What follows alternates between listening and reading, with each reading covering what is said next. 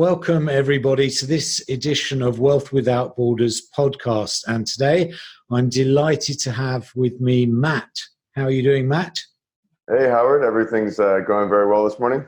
Good. And whereabouts in the world are you, Matt? And what is the weather like?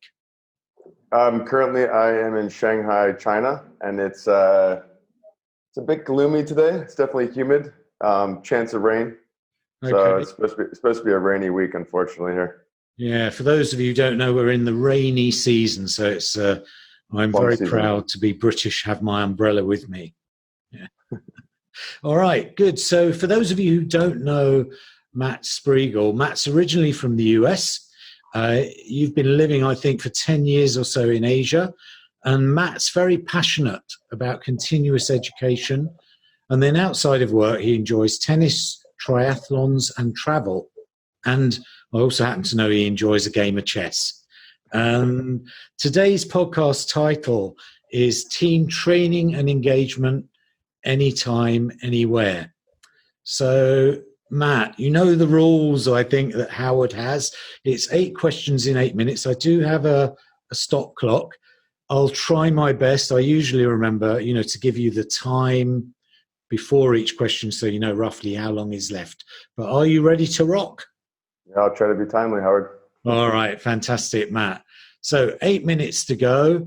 So Matt, who is your ideal client? Ideal client. So while we service a lot of SMEs, an ideal client would be a large multinational company with, let's say, 500 frontline staff. I'd say we also want them to be forward-thinking in terms of digital and also employee engagement. Okay, fantastic. And then 7 minutes 35. What is the problem that you solve?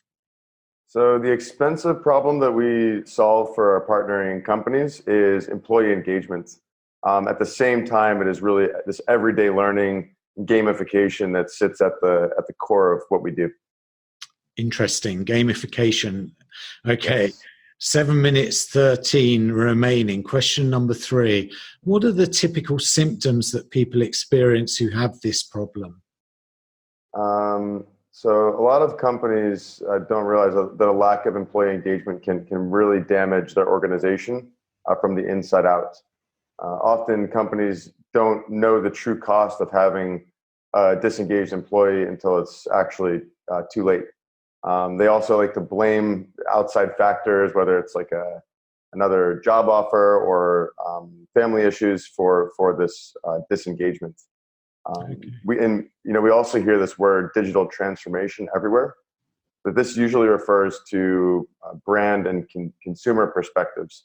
Many companies are actually lagging behind on the internal digital transformation. So while marketing is often an excellent activity,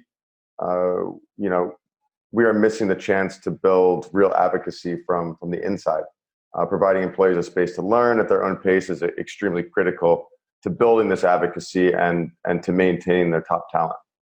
Fantastic. So you're answering a real need there. I hope so. Yes, definitely. 5 minutes 55 remaining. Question number 4. What are some of the common mistakes people make when they're trying to solve this problem of engagement and employment? Employee engagement is not a new problem, and I think people are still trying to solve this idea of employee engagement with the same mindset that created it. So companies often try to solve the problem of both training and employee engagement by using outdated systems. We see a lot of desktop learning management systems that they try to adapt clunky frameworks to a mobile device, and over we see it does not work. So we can see that the whole world is going more and more mobile. People are expecting things on demand, services, products, and performing tasks on the go.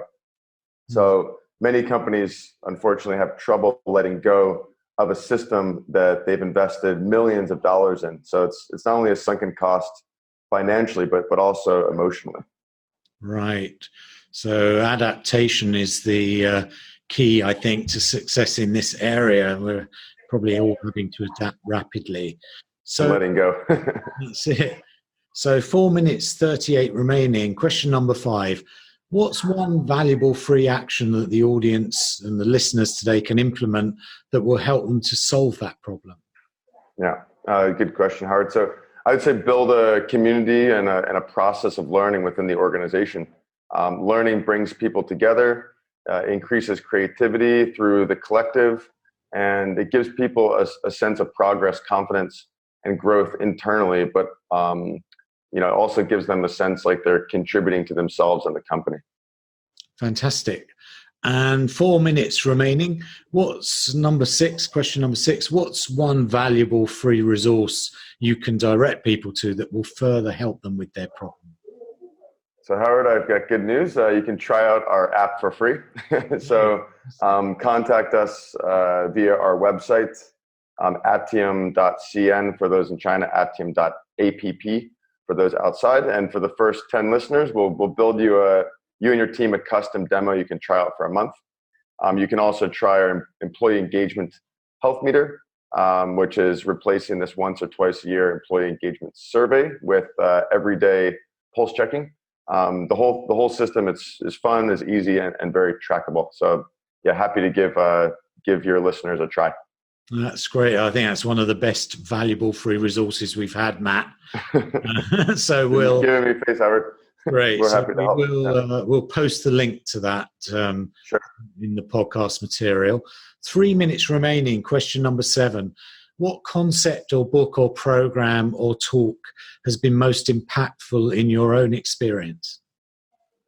Okay, so listened and read a lot of great things in the past few years, but I'd say one book that really stuck out was Atomic Habits. I need to check. I think the author is James Clear. It really changed the way I look at this idea of frequency of activity rather than volume in almost everything. It's amazing, really, what you can achieve in just 5 to 10 minutes a day, whether it's, of course, learning, exercise, meditation, or even just connecting with your team. So the main premise of the book is start small and build up, and that's been really symbolic for what we do, and kind of the principles I live by is really frequency over volume, this idea. Yeah, it sounds like a great concept. I'm going to be reading it myself. It's a quick read as well. Yeah, atomic read, I would hope. And then just over 2 minutes left, Matt. Question number 8. What's the one question I should have asked you and I didn't that would really give great value to our audience today? So I would say the question would be, how did you get your company to where it is today, or how did you start the company? Because it's something that we hold really close to us.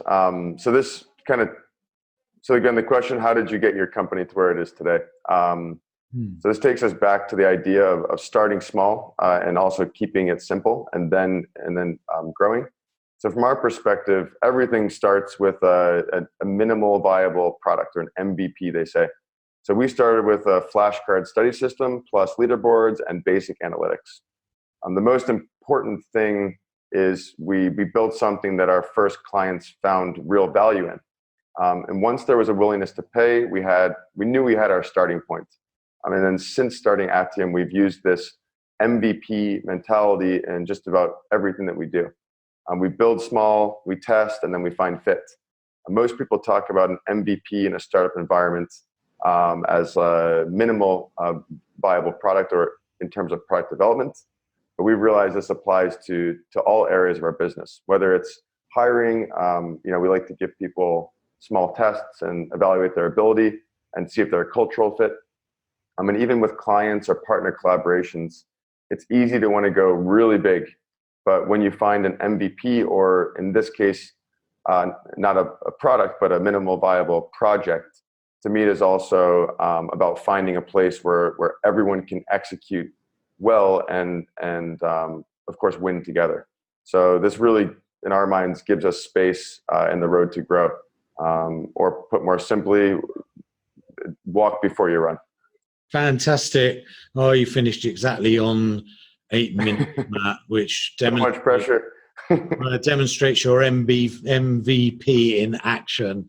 And I would just add to that, if anyone wants to Google monkey's paw which is a sales technique and also a story from the East. It demonstrates something about start small and build up. So thank you so much, Matt Spriegel, for being on the show today. I really appreciate your time. Thanks for having me, Howard. It's been fun. Thank you. Many thanks for checking out Wealth Without Borders podcast. I'd love you to head over to iTunes, subscribe, and leave us a review. And if you'd be kind enough to do that, I would really appreciate it. And then if you want to know more about what I do, check out wealthwithoutborders.net.